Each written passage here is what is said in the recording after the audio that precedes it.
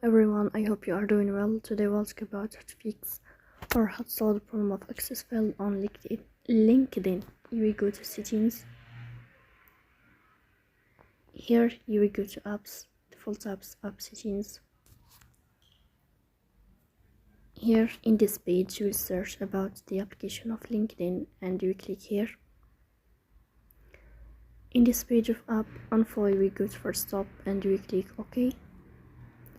Here you will enter to storage.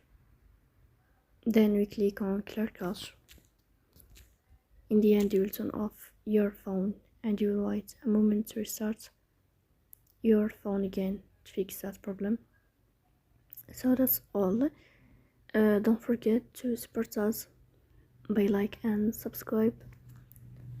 See you next time in another video and thank you for your watching and your attention.